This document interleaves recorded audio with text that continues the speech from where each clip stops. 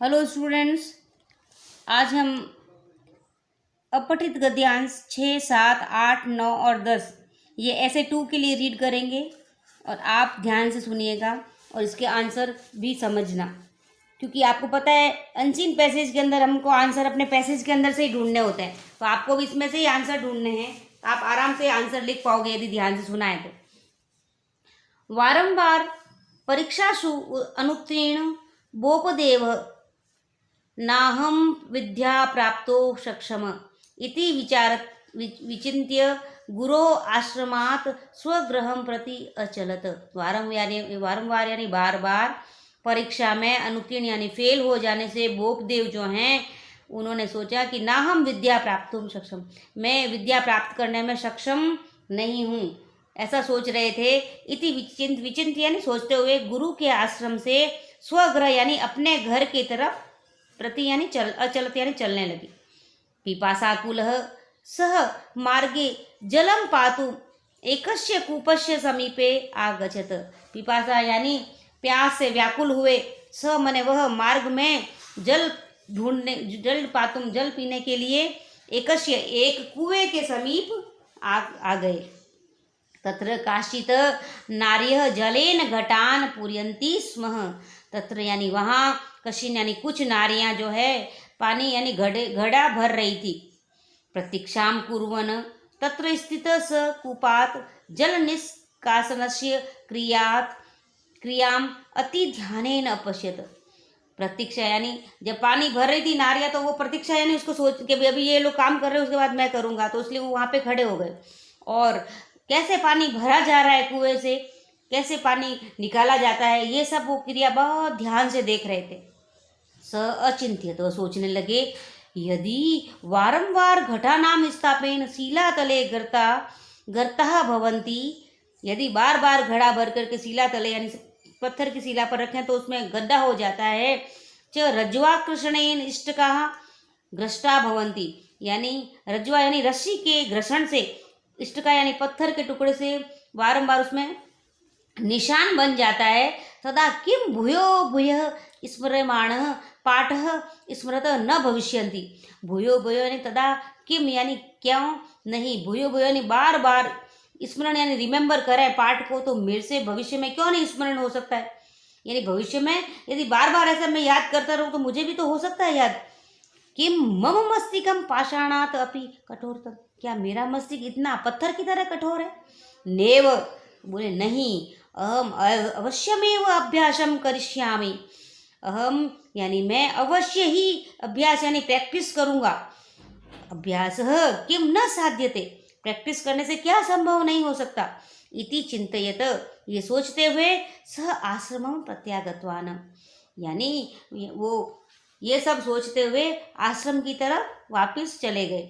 सतत परिश्रमेण अभ्यासेन च विद्याध्ययनं कृत्वा, बहुत ही सतत यानी कंटिन्यू उन्होंने परिश्रम किया, मेहनत की, प्रैक्टिस की और विद्याध्ययन करने लगे।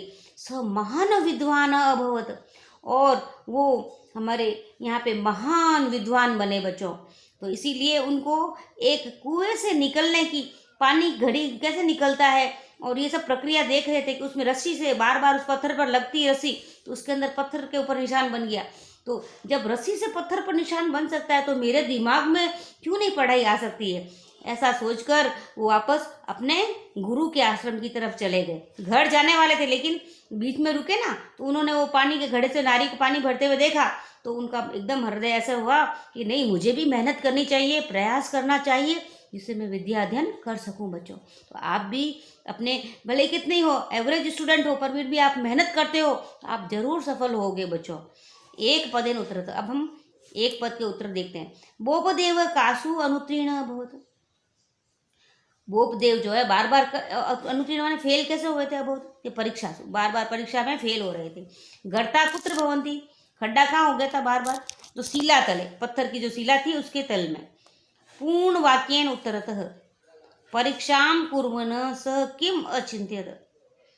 प्रतीक्षाम यानी जब पानी नारियां भर रही थी तो उस समय वो प्रतीक्षा कर रहे थे, तो उस समय क्या सोच रहे थे, तो बोपदेव सोच रहे थे, सः अचिन्तयत् यदि वारंवार घटानां स्थापेन शिलातले गर्ताः भवन्ति तथा च रज्ज्वका क्षणे इष्टका घृष्टा भवन्ति। तो इसीलिए बारंबार ये सोच रहे थे, बार बार वो रस्सी से पत्थर की शिला के ऊपर निशान बन जाता है, ये देख सोच रहे थे। बोपदेव विद्वानः कथम अभवत्, तो सततं परिश्रमेण अभ्यासेन च विद्याधन कृत्वा स महान विद्वान अभवत्। सतत मेहनत करने से वो बहुत ही महान विद्वान बने। अब एमसीक्यू क्वेश्चन, निर्देशानुसारम उत्तरत। फर्स्ट क्वेश्चन है, पुनः पुनः अस्मिन् अर्थे किम अव्ययम अत्र प्रयुक्तम। तो पुनः पुनः का अव्यय क्या है, मैंने बार बार उन्होंने क्या, भूयो भूय। आंसर क्या है इसका, भूयो भूय। भूयो भूय का भी जो मीनिंग है वो पुनः पुनः यानी बार बार करना। प्रतीक्षां, सेकंड क्वेश्चन, प्रतीक्षां कुर्वन् तत्र स्थितः सः, अत्र विशेषं किम। प्रतीक्षां कुर्वन् तत्र स्थितः स यानी वह, तो प्रतीक्षा कर रहे थे, तत्र यानी स्थितः स, वहाँ पे वो खड़े हो गए, स्थित यानी खड़े हो गए, स कौन, बोपदेव। तो आंसर क्या आएगा इसका, सह। गद्यांशस्य उपरोक्त शीर्षकम लिखत। आंसर है इसका परिश्रमेण विद्या प्राप्ति, बार बार मेहनत करने से विद्या प्राप्त होती है। सेवंथ पैसेज है आपका, परोपकारशीलाः जनाः विश्वस्य कल्याणाय कार्य कुर्वन्ति। परोपकार यानी दूसरों का उपकार करना, दूसरों के मदद करने वाले लोग जो है विश्व के कल्याण की भावना रखते हैं, विश्व कल्याण की भावना से कार्य करते हैं। ते परेशान उपकाराय घोरतरम कष्टम सहन्ते। जो पर यानी दूसरों की सेवा करते हैं, वो दूसरों को उपकार करते हैं, उनको घोर यानी बहुत ही ज़्यादा कष्ट सहने पड़ते हैं। यथा दानशील कर्ण स्व कवच कुंडले अयच्छत। आपने नाम सुना होगा, कर्ण का राजा जो थे, युधिष्ठिर के भाई थे, वो दानशील कर्ण थे, यानी वो दान के लिए फेमस थे, यानी कोई भी उनके पास चला जाए तो वो दान दे देते थे, कुछ भी हो उनके पास में। तो एक बार किसी ने अपने कान के कुंडल जो है किसी ने मांगे तो उन्होंने दे दिए। इसी तरह से राजा शिव कपोतस्य प्राणान रक्षितुम। शिवी राजा जो थे, एक बार जब वो ध्यान में ऐसे ही बैठे थे तो उस समय कबूतर एक आते हुए उड़ के आया उनके पास में, क्योंकि उसके लग गई थी, खून बह रहा था, तो उसके एकदम जांग पे आके बैठ गए। तो उन्होंने क्या किया, अपने ही मांस का काट करके और उसके लगा करके उसको ठीक किया। दधीचि देवानाम रक्षाए निज शरीरम अपि अयच्छत। ऋषि दधीचि का नाम सुना होगा आपने, जिन्होंने अपने हड्डियों के, किसी ने बोला कि देवों की रक्षा के लिए आपको हड्डी का दान देना पड़ेगा, तो उन्होंने अपने आप को बहुत ही ध्यान में लगा दिया और रक्षा के लिए निज शरीरम यानी अपने शरीर का उन्होंने दान दिया देवों की रक्षा के लिए। ईदृशः जना परेशान कृते उदाहरणानि सन्ति। यहाँ पे जो परोपकार जो लोगों ने किए, दान करने वाले थे, उनमें दानशील में से कर्ण, राजा शिवी और दधीचि ऋषि जो हैं, इनके उदाहरण दे रखे हैं।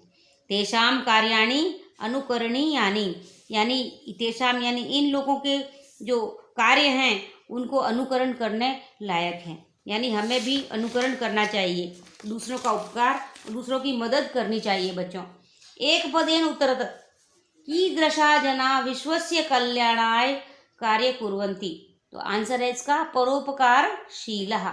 कह देवानाम रक्षाये निज शरीरम अयच्छत। किन्होंने देवों की रक्षा के लिए अपने शरीर का दान किया, यच्छते मैंने दिया। आंसर है ऋषि दधीचि, आपको दधीचि ही लिखना है इसमें। पूर्ण वाक्येन उत्तरत राजा शिवी किम अर्थम स्वमासम अयच्छत। राजा शिवी ने अपने मांस यानी अपने मांस को क्यों दिया, किसको दिया, तो दान से। राजा शिवी कपोतस्य प्राण, कपोत यानी कबूतर की रक्षा के लिए उन्होंने अपने मांस को भी दिया, दान किया। राजा शिवी कपोतस्य प्राणान रक्षितुं निज मासम अयच्छत। सेकंड क्वेश्चन है, दानशील कर्ण किम अयच्छत। दानशील कर्ण ने क्या दिया था, कि दानशील कर्ण स्व कवच कुंडले अयच्छत। आप यहाँ स्टैंडिंग लाइन बना देना बच्चों, खड़ी पाई मैंने नहीं लगाई, आप लगा देना। निर्देशानुसार उत्तरत दधीचि अस्य किम क्रियापदम अत्र प्रयुक्तम। तो आंसर आएगा इसका ग, अयच्छत। घोरतरम अस्य किम विशेषस्य पदम अत्र प्रयुक्तम, आंसर है कष्टम। गद्यांशस्य उपयुक्तम शीर्षकम उपलिखत, आंसर परोपकारः। अब 8th है आपका पैराग्राफ, पैसेज है, अनसीन पैसेज। सागरस्य नीलवर्णेन मुग्धः चमत्कृतः रामन तस्य विषये गंभीरम अनुसंधान अकरोत। सागर से यानी समुद्र के अंदर नीले वर्ण, नीला रंग से मुग्ध यानी उसमें ध्यान से देखते हुए चमत्कृत लगा, उनको आश्चर्य हुआ। तो उन्होंने, रमन ने जो है इस विषय पर अनुसंधान किया, इन्वेस्टिगेशन किया, रिसर्च किया। स अन्वेषिताम यत सूर्य किरणानाम प्रकीर्णन प्रभाव नीलवर्ण उत्पादित। उन्होंने यानी रमन ने अनुसंधान किया कि सूर्य की किरणें जब पानी के ऊपर जाती है समुद्र के अंदर, तो उसके कारण से पानी का रंग जो है कैसा दिखता है बच्चों, नीला, उत्पादित यानी उत्पन्न होता है। तस्य अयम अनुसंधान रामनः प्रभाव, तस्य यानी उनका ये जो अनुसंधान रिसर्च हुआ था उसका नाम क्या रखा गया, रामनः प्रभाव इति नामना विख्यात, इसी नाम से उनका अनुसंधान विख्यात हुआ, रिसर्च। 1930 में तमे वर्षे रामन अस्येव सिद्धांतस्य कृते नोबेल पुरस्कारम प्राप्तवान। रमन ने जो है 1930 में उनको इस सिद्धांत के कारण, इसके ऊपर जो रमन प्रभाव का जो लिटरेचर लिखा और उन्होंने जो इन्वेस्टिगेशन किया था बच्चों, इसके लिए उनको नोबेल पुरस्कार मिला। अस्य अन्वेषणस्य स्मृतो फरवरी मासस्य 28 तारिका राष्ट्रीय विज्ञान दिवस इति रूपे मान्यते। इसीलिए इस इन्वेस्टिगेशन के कारण उनकी याद में फरवरी महीने के 28 तारीख को राष्ट्रीय विज्ञान दिवस यानी नेशनल साइंस डे के रूप में मनाया जाता है। तो इसको क्या बोलते हैं, अष्टाविंशति यानी 28वीं तारीख यानी डेट को राष्ट्रीय विज्ञान दिवस के रूप में मनाया जाता है। एक पदेन उत्तरत रामन किम पुरस्कार प्राप्तवान, तो आंसर आएगा नोबेल पुरस्कारम। नीलवर्णेन चमत्कृत क अभवत, नीला जो वर्ण है, रंग है, वो किसका चमत्कार है, क्योंकि रामन अनुसंधान। तो इसका उन्होंने नीला वर्ण क्यों है समुद्र का, इसका उन्होंने अनुसंधान किया था। पूर्ण वाक्येन उत्तरत सागर जलम नीलवर्ण कथम भवति, सागर यानी समुद्र का जल नीला क्यों होता है, ब्लू कलर का। तो आंसर है इसका सागर जलम यत सूर्य किरणनानाम प्रकीर्णन प्रभाव नीलवर्णम उत्पादित। सूर्य की किरणें जब समुद्र के अंदर जाती है तो उसके प्रकीर्ण के कारण उसका नीला रंग दिखता है। तस्य अनुसंधान केन नामना प्रसिद्ध, तस्य अयम अनुसंधान, तस्य यानी उनका यह अनुसंधान जो है रामन प्रभाव इति नामना विख्यात, रामन प्रभाव के नाम से, रमन के नाम से, प्रभाव के नाम से विकसित हुआ। निर्देशानुसार उत्तरत गंभीरम विषणस्य विशेष्य पद किम, तो आंसर है इसका अनुसंधानम। अंतिम वाक्य मान्यते क्रियाया कर्ता पद के, तो मान्यते यानी मनाते हैं, तो राष्ट्रीय विज्ञान दिवस इसका कर्ता पद होगा। गद्यांश उपयुक्त शीर्षकम लिखत, तो आंसर है इसका रामन प्रभाव। अब 9th अनसीन पैसेज अपना, तो 9वां पैसेज पढ़ते हैं अपन, गद्यांश। इयम धरा सूर्य परितः भ्रमति, इयम यानी यह, धरा यानी पृथ्वी, सूर्य के चारों ओर भ्रमण करती है, भ्रमति यानी घूमती है, परितः माने चारों तरफ। अस्या भ्रमणेन एकस्मिन वर्षे, ये भ्रमण जो है 1 साल तक होता है। इसमें वसंत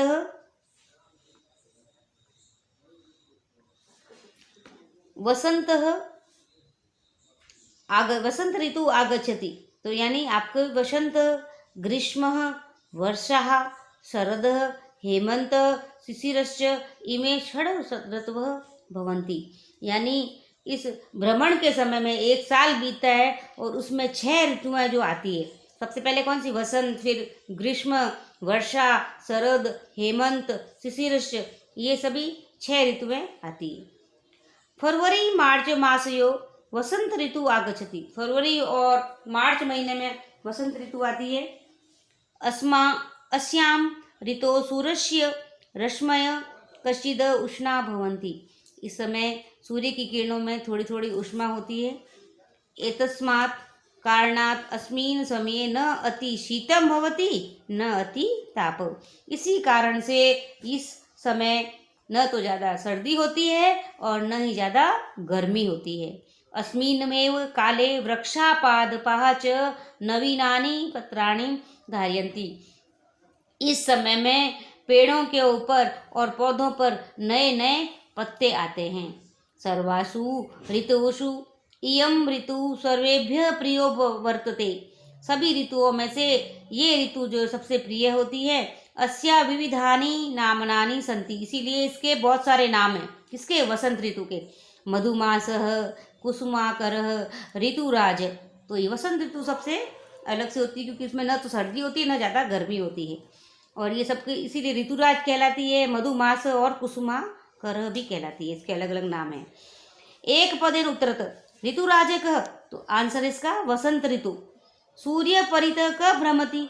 सूर्य परित धरा भ्रमति। पूर्ण वाक्येन उत्तरत अस्मिन् काले वृक्षा किं धारयन्ति? अस्मिन् काले वृक्षा पादपाः च नवीनानि पत्राणि धारयन्ति। इस समय में पेड़ पौधों पर नए नए पत्ते आते हैं। षड ऋतु नामनानि लिखत। देखो ये आपने इसमें लिखा हुआ है पद, इसमें पैराग्राफ में। तो उसमें से आपको सबसे पहले क्या लिखना है? वसंत ऋतु, ग्रीष्म, वर्षा, शरद, हेमंत, शिशिरश्च इनमें षड ऋतवः भवन्ति। इसमें आप एक वसंत ऋतु और लिख देना बच्चों। मैंने नहीं लिखी तो आप लिख लीजिएगा। निर्देशानुसार उत्तरत किश्चिद उष्णः अत्र विशेषणं किम? तो आंसर इसका उष्णः। पुरातनम अस्य विलोम पद किम? तो पुरातन का हो जाएगा नवीनम। अच्छा, विलोम पद। गद्यांशस्य उपयुक्तम शीर्षकम लिखत। तो गद्यांश का उपयुक्त शीर्षक क्या है? टाइटल बच्चों वसंत ऋतु या ऋतुराज भी लिख सकते हो इसको। अब हम 10वां और अंतिम गद्यांश पढ़ेंगे और मैं एक्सप्लेन करूंगी आपको हिंदी में। अहम एक वृक्ष अस्मि। मैं एक पेड़ हूँ। पूर्वं माम परित सघनम वनम आसीत। पहले मेरे चारों तरफ सघनम यानी बहुत घने वन था। घने वन कैसे होंगे? बहुत सारे पेड़ होंगे उसके आसपास में। परमं स्वार्थम सिद्धये मानवा शनैः शनैः सर्वान् वृक्षान् अकृन्तत। परंतु अपने स्वार्थ के लिए सेल्फिश मानव जो ह्यूमन बींग्स हैं, धीरे धीरे शनैः शनैः यानी धीरे धीरे, सर्वान् यानी सभी वृक्षों को काट दिया। अधुना एकाकी अवशिष्ट अहम संसारस्य सर्व क्रियाकलाप पश्यामि। अधुना यानी अभी, एकाकी यानी मैं कुछ लोगों के साथ में, अवशिष्ट यानी जो लोग हैं, अहम संसार से सब क्रियाकलाप को देखता हूँ। वृक्षाणाम अभावे इदानीम वर्षा अति न्यूना एव भवति। वृक्षों के न होने से बरसात भी बहुत कम होती है। सर्वत्र वाहनाम धूम्र प्रसरति कोलाहलम च भवति। सभी जगह जो व्हीकल्स हैं उनको धूम्र माने स्मोक, प्रसरति यानी फैल जाता है और कोलाहल मचाते हैं क्योंकि उनकी गाड़ियों की आवाज़ भी आती है, तो ये पॉल्यूशन करते हैं। चतुर्दिशी भवनानाम जालम अस्ति। यानी बड़े बड़े जो भवन हैं उनके जालम यानी जाल बन गया है। अहम आत्मना पूर्वम सुखमयम कालम स्मृता खिन्न भवानी। मैं अपने पहले के समय को देख करके, कितना सुखमय जीवन था मेरा, आज मैं देख करके बहुत खिन्न यानी मेरा मन बहुत खराब हो रहा है। कौन बोलता है? एक वृक्ष की व्यथा, ऑटोबायोग्राफी ऑफ द ट्री। तो ट्री अपने बारे में बता रहा है कि मैं पहले कितना सारे पेड़ों के साथ में एक वन के रूप में खड़ा था। आजकल धीरे धीरे कटिंग हो गई है, लोगों ने स्वार्थवश मुझे काटना शुरू कर दिया है, तो मैं अब अकेला हो गया, यानी बहुत कम हो गए हैं। ईश्वरम च प्रार्थयामि। भगवान से मैं प्रार्थना करता हूँ कि हे प्रभु मानवेभ्य सद्बुद्धिम यच्छ। हे प्रभु आप ह्यूमन बींग्स में सद्बुद्धि यानी अच्छी बुद्धि दो, ताकि वो सोचें कि हमें पेड़ को ना काटें और हमें सुरक्षित रखें, जिससे कि वर्षा अच्छी होगी और खेत खलियान भी हमारे बहुत अच्छे होंगे, तो अन्न से हम परिपूर्ण होंगे। तो इसीलिए ये अपनी आत्मकथा बताई है पेड़ ने। अब प्रश्न है बच्चों, एक पदेन उत्तरत मानवा का न कृतंत, मानव किसको काट रहे हैं? आंसर होगा वृक्षान। ईश्वर केभ्य सद्बुद्धि यच्छेत, ईश्वर से कैसी सद्बुद्धि चाहिए? किसको चाहिए सद्बुद्धि? मानव को यानी मानव इंसानों को। मानवेभ्य पूर्ण वृक्षेन वाक्येन उत्तरत वर्षा कथम न्यूना भवति, बरसात कैसे कम होती है? कि वृक्षाणाम अभावे वर्षा अति न्यूना भवति, वृक्षों पेड़ों के अभाव में, वृक्ष के अभाव में वर्षा बहुत ही कम होती है। किमर्थम वृक्ष खिन्न, कि क्यों कारण से वृक्ष जो है खिन्न यानी मन से दुखी हैं? तो वृक्ष आत्मन पूर्व सुखमयम कालम स्मृता खिन्ना भवति, वृक्ष जो है, वृक्ष की आत्मा है, पहले समय के सुखमय जीवन को देख करके, अभी के समय को देख करके बहुत ही दुखी और खिन्न होते हैं। अब है निर्देशानुसार उत्तरत विकल्पेशु किम नास्ति अवयम, इनमें से कौन सा अवयव नास्ति यानी चतुर्दिशी, ये है आपका अव्यय। अस्मि यानी क्रियाया कृत पदम किम, तो आंसर आएगा इसका अहम। गद्यांशस्य उपयुक्तम शीर्षकम लिखत, तो आंसर है इसका वृक्षस्य आत्मकथा, ऑटोबायोग्राफी ऑफ ट्रीज, तो वृक्षस्य आत्मकथा। Thank you dear students.